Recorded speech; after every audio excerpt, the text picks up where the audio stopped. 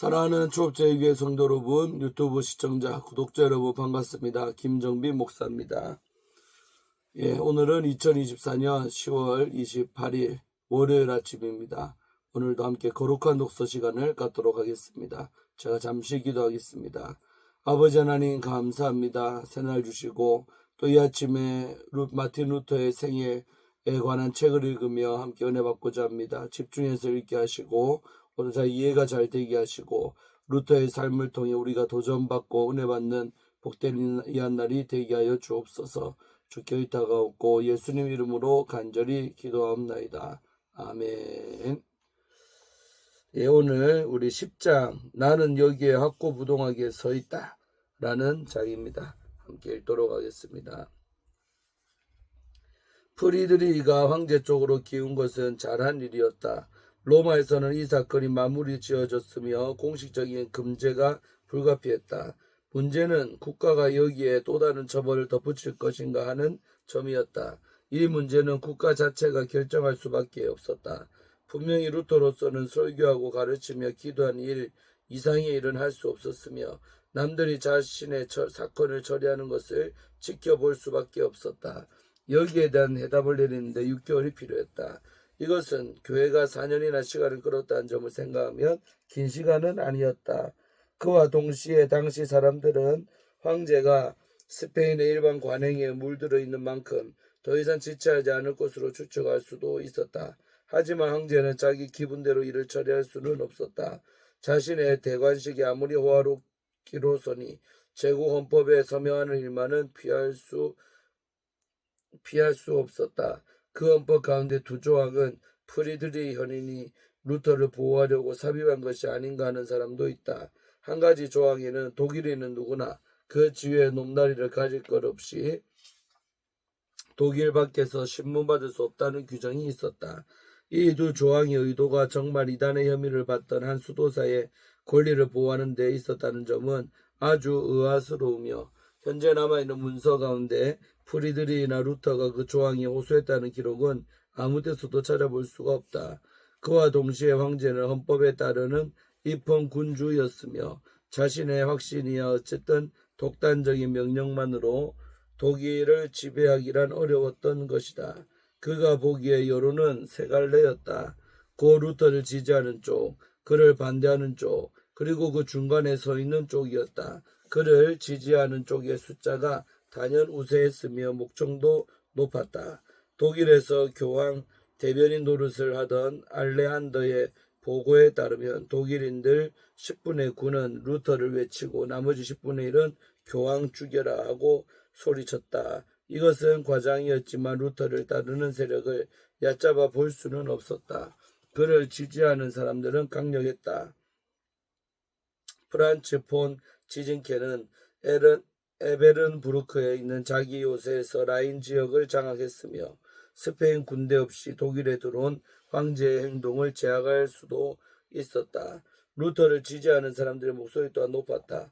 그 가운데 두드러진 인물은 울리 폰 후텐이었다. 그는 파문을 당하지 않으려고 로마에 복종하는 것을 비웃으면서 에베른부르크에서 로마 교황청을 상대로 맹렬한 비난을 퍼붓고 계속 성명을 발표해 알레한드의 피를 말렸다. 엑스루기의 교서가 자극적인 설명과 함께 출판되었으며 한 책자에서 후테는 자신을 교서 킬러라고 묘사했다. 그는 황제에게 오합지졸인 사제들을 없애버리라고 호소했다. 마인츠의 알브레이트에 대한 폭력의 위협도 마구 쏟아졌다. 교황의 대변인인 알레한더에게는 독일 국민들의 단식에 귀를 기울이고 전속 살인자에게도 있는 공정한 신문이 루터에게 허용되도록 하라는 소리가 빗발쳤다. 후테는 당신은 황제를 속여서 받아낸 칙령으로 독일을 자유, 믿음, 종교 그리고 진리로부터 떼어놓을 것이로 생각하는가? 책을 불사르면 우리가 겁먹을 것 같은가? 이 문제의 해결책은 펜이 아니라 검이라고 다그쳤다. 이어서 요셉이가 우리 함께 읽겠습니다.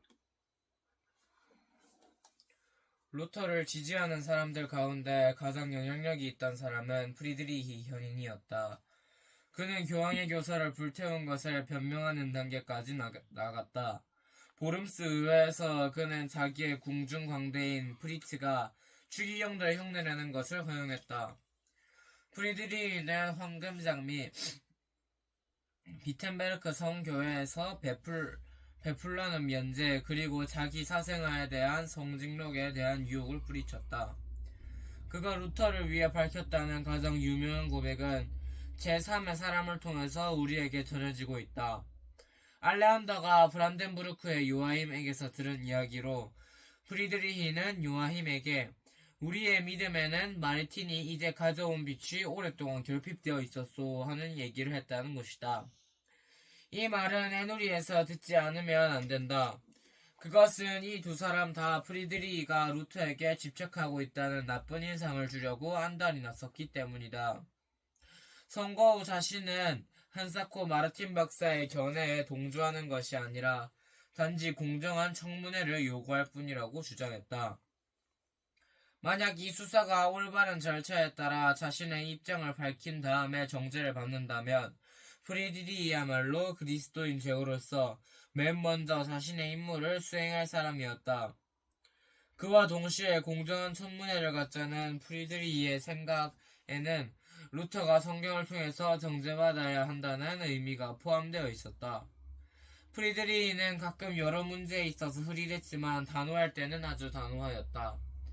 반대편에는 에크처럼 로마의 지시를 받던 교황의 신봉자들이 있었다. 교황청에서는 그 가라지를 뽑아버리고 그 홈에 걸린 양들을 내쫓으며 그 썩은 지체를 도려내며 성 베드로의 배를 마구 흔드는 그 자를 물속으로 내던지라는 주장을 거듭거듭 되뇌었다. 이 신문이 시작될 때부터 끝날 때까지 로마의 대변인 노릇을 한 사람은 알레한더였다. 그의 목적은 독일 귀족들과 협의 없이 황제를 통해 이 사건을 처리하는 것이었다. 당시 독일 귀족들은 서로 갈라져 있던 것으로 알려졌다. 무엇보다도 루터가 세속법정에서 청문회를 갖는 것은 당치 않은 일이었다. 그는 이미 교회에서 정죄받은 몸이오 평신도들은 이 교회의 결정을 따르기만 하면 됐지 그 정죄의 이유를 다시 캘 필요는 없었다.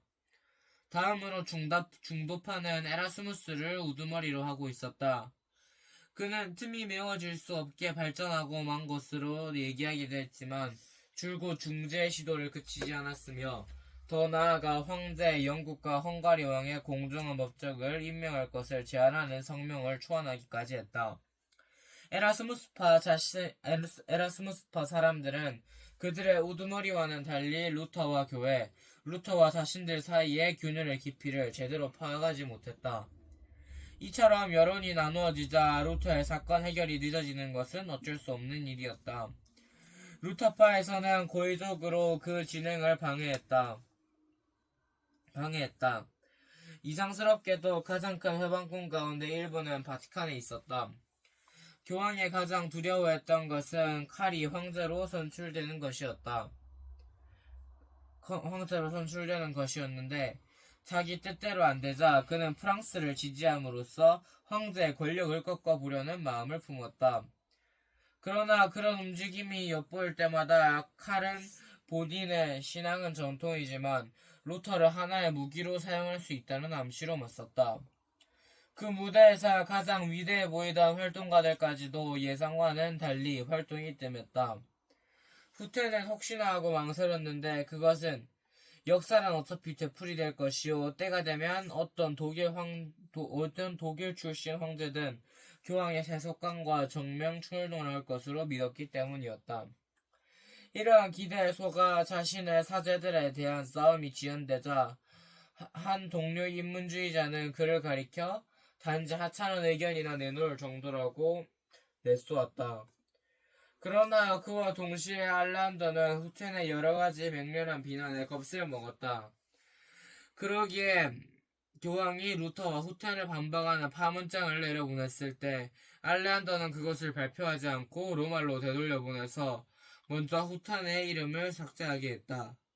이렇게 오고 가고 하는 교신만 해도 몇 달이 걸렸으며 결국 알레한더의 겁 때문에 루터는 교회의 공식적인 파문을 받기 전에 실제로 제국의 국민권을 박탈당했다.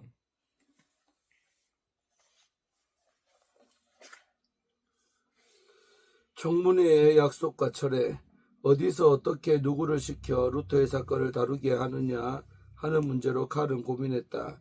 이 문제에 대한 한 결정은 1520년 11월 4일 칼이 아헨에서 대관식을 가진 다음 쾰른에서 통풍으로 외롭게 지내던 프리드리 아저씨와 협의한 끝에 이루어졌다. 모두들 중대 결정이고 발표될 것으로 알았다. 루터파 사람들은 황제에게 호소하는 벽보를 그시 곳곳에 붙였다. 교황 신봉자 쪽에서는 알레한더가 프리드리 현인과 면담을 가진 자리에서 이 사건을 위임하도록 촉구했다. 여기에 대해 프리드리는 중도파의 지휘자인 에라스무스를 찾아가 그의 판단을 물었다. 에라스무스는 입을 열지 않았다. 프리드리는 가까스로 그의 입을 열어 중대한 답변을 얻어냈다. 루터의 범죄는 둘이요 하고 마침내 판결이 나왔다. 그는 교황의 왕관과 수도사들의 복부를 공격한 겁니다. 프리드리는 웃었다. 이렇게 무장한 프리드리는 황제와 협의하는 자리에서 청문회를 열지 않고는 루터를 정죄한 일이 없을 것이라는 약속을 받아냈다. 어떤 근거에서 칼이 설득당했는지 그리고 그가 생각하던 청문회가 어떤 것이었는지는 알 수 없다. 비텐베르크 대학에서는 보름스 시에서 곧 소집될 독일 국가의 다음 의회 앞에서 청문회가 열려야 할 것으로 즉각 발표했다. 프리드리히는 이 제안을 황제의 고문들에게 전달했으며 황제는 11월 28일에 이런 답장을 그에게 띄웠다. 사랑하는 프리드리히 아저씨, 짐은 앞에서 얘기한 루터가 보름스에서 열릴 의회에 오기를, 유능한 사람들이 그를 철저하게 조사하기를, 그리고 조금도 법에 어긋나게 부당한 판단이 내려지는 일이 없기를 간절히 바라고 있습니다. 그 법조문과 조사를 담당할 사람에 대해서는 구체적으로 밝히지 않고 있으며 루터가 자유롭게 자신의 입장을 변호할 수 있는 문제도 확실치 않다. 루터가 와야 한다는 것이 고작이었다. 황제에 대한 호소는 이루어진 셈이다. 11월 28일의 초청은 엄청난 정책의 변화를 뜻했다. 지금까지 책을 불사르던 믿음의 보호자가 이제는 바로 그 책의 저자를 초청해서 얘기를 들어보자는 판이었다. 황제가 에라스무스의 정책으로 기울었는가? 무슨 불안한 정치 소식 때문에 그는 당분간 교황을 괴롭혀 주고 독일인들과 친하려 했는가? 그는 대중의 반란을 두려워했는가? 했던가? 우리로서는 그 동기를 가늠할 수 없다. 단 한 가지 초청장이 발급되었다는 것만이 확실한 사실이다. 이때는 11월, 그러나 루터가 실제로 의회에 나타난 것은 다음해 4월이었다. 그동안 초청장이 취소되었다가 다시 발급되었다. 당시 초점은 루터를 세속 법정에 출두시켜 신앙의 문제를 신문하게 할 것인가였다. 결코 그럴 수 없다는 것이 알레한더의 결심이었다. 나는 기꺼이 사탄을 상대하겠지만 거룩한 주교직의 권위가 평신도의 판단에 잘못 복종한 일은 있을 수 없습니다. 교황, 추의경들 그리고 고급 성직자들의 정죄를 받은 사람의 얘기를 들을 곳은 감옥뿐입니다. 황제를 포함한 평신도들은 이 사건을 재검토할 입장이 아닙니다. 유일하게 유능한 재판관은 교황입니다. 베드로가 키를 잡고 있지 않다면 어떻게 교회를 베드로의 배라 부를 수 있겠습니까? 노아가 선장이 아니라면 어떻게 교회를 노아의 방주로 부를 수 있겠습니까? 루터가 자신의 얘기를 하고 싶다면 로마 안전 동행증을 받을 수도 있습니다.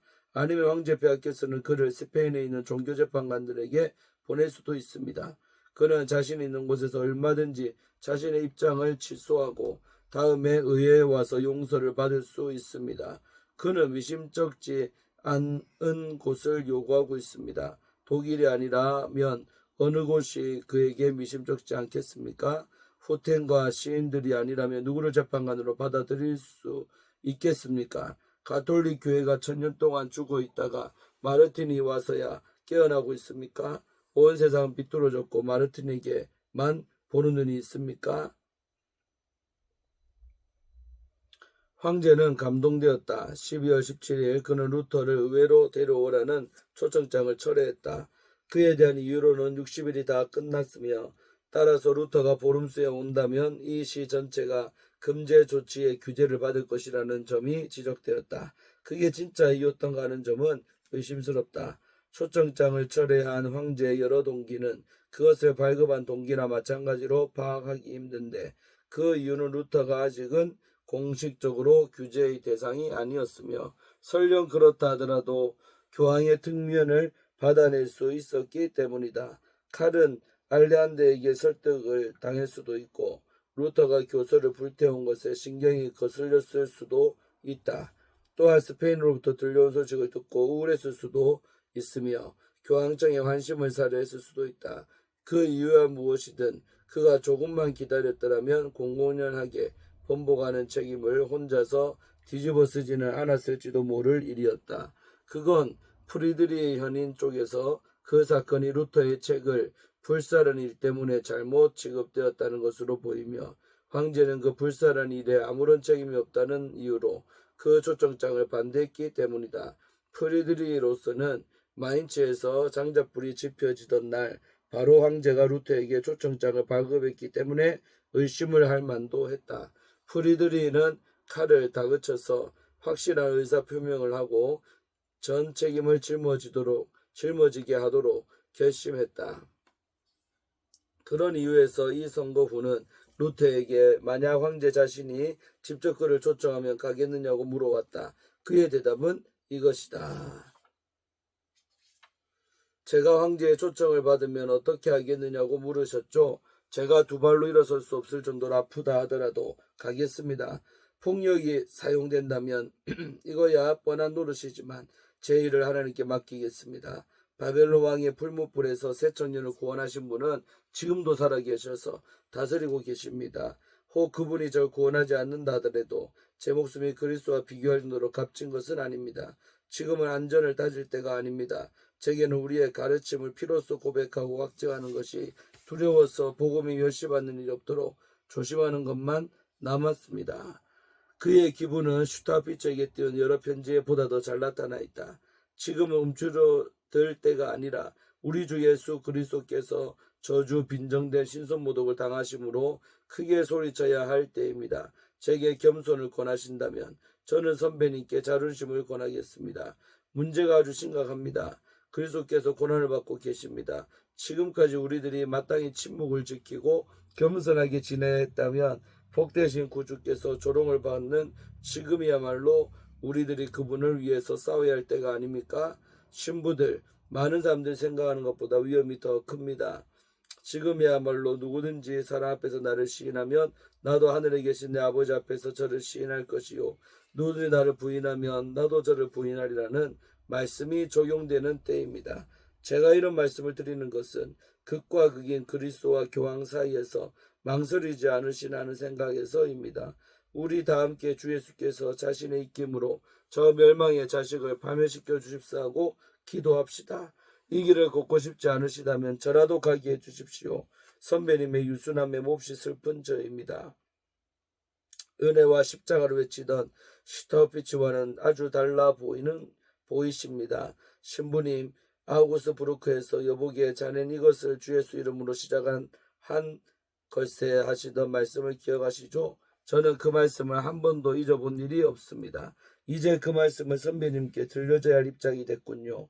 처음에는 무섭고 떨리는 마음으로 교황의 책들을 불살랐지만 이제는 그 어느 때보다 마음이 홀가분합니다. 제가 생각했던 것보다 훨씬 더 흉측한 것이 교황의 책들입니다.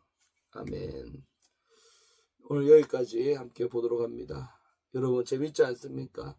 교황의 절대 권력에 대항해서 루터가 이렇게도 자신있게 또 용기를 내서 저항하는 것이 너무나도 큰 도전과 은혜가 됩니다. 정말 진리 말씀대로 하려는 그 루터의 간절한 바람이 느껴져서 정말 감격스럽습니다. 여러분도 그렇지요. 우리도 이런 용기가 우리 안에 있기를 주 이름으로 축원하고 우리가 어저께 10월 27일 강화문광장과 시청일대에서 우리 악법인 차별금지법에 항거해서 200만 그리스도인들이 한국 교인들이 모여서 집회를 하고 예배를 드리고 기도회를 했습니다. 그런 것처럼 정말로 이 시대 가운데도 루터의 정말 이런 용기가 우리 안에 필요할 때입니다. 아닌 건 아니라고, 말씀에 위배된 거는 위배된 거라고, 아무리 그게 사회법으로 제정된다 할지라도 우리는 말씀이 아니라면 아니라고 말할 수 있는 그런 그리스도인들이 되어야 할 시기에 또 이 책 우리가 읽고 있으니까 너무나도 딱 맞는 것 같습니다. 그런 루터에게 주셨던 그 용기, 말씀에 대한 확신이 우리 한국교회 모든 성도들에게 있기를, 우리 초업제일교회 성도들에게 있기를 주의 이름으로 축원합니다. 아멘. 기도하고 마칩니다. 하나님 감사합니다. 오늘도 이 아침에 거룩한 독서 시간을 통해 루터의 귀한 오늘 생에 대해서 알게 하고 깨닫게 하시니 너무나 감사합니다. 아버지, 루터가 그 당시에 절대 권력이었던 그 교황의 권세 앞에 저항하고 말씀에 위배되었기 때문에 아닌 건 아니라고 담대하게 용기를 내서 외치고 또 그와 동조하는 많은 자들과 함께 연합해서 한가하듯이 우리도 또한 이때에 그러한 일 용기가 필요할 줄로 믿사오니 움츠러들지 말게 하시고 진리에 위배된 거 알면서도 인간적인 눈치들 때문에 나의 이권 때문에 말하지 못하는 짓지 못하는 개처럼 살지 말게 하시고 짖을 수 있는 개로 살기를 원합니다. 아버지 도와주시고 역사하시고 우리에게 담대한 마음을 허락하여 주옵소서. 감사드리옵고 예수님 이름으로 축복하며 간절히 기도하옵나이다. 아멘. 사랑하는 성도 여러분, 오늘도 좋은 하루 되시기를 바랍니다. 내일 아침에 또 뵙도록 하겠습니다. 샬롬.